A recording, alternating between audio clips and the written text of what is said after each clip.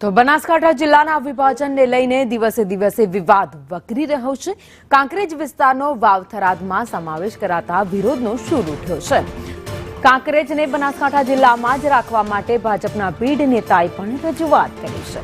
ભાજપના પીઢ નેતા અને એપીએમસીના પૂર્વ ચેરમેન અણદાભાઈ પટેલે મુખ્યમંત્રીને પત્ર લખી રજૂઆત કરી। કાંકરેજ તાલુકાના ધાનેરા અને રાનેરને થરાદ સુધી જવામાં 100 કિલોમીટરનું અંતર થાય છે।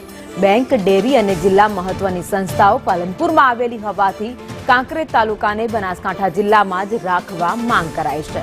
આ ઉપરાંત બનાસકાંઠા જિલ્લાનો વિસ્તાર વ્યાપ ઘટાડીને નાનો કર્યો છે અને થરાદ વાવનો વિસ્તાર વધાર્યો હોવાની પણ ફરિયાદ કરવામાં આવી છે।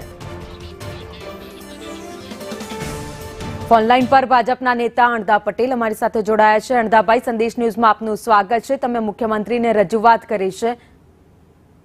हाँ, मैं मुख्यमंत्री साहेब ने रजूआत करी है। हमारा तालुकानी प्रजा बनासकांठा जिला में रहवा मांगे छे। कारण एक मोटामां मोटुं कारण ए पण छे के बनास नदी कांकरेज तालुकानी वच्चोवच्च थईने वहे छे અને બનાસ નદી સાથે અમારી બનાસ માતા તરીકે અમે એમને માનીએ છીએ।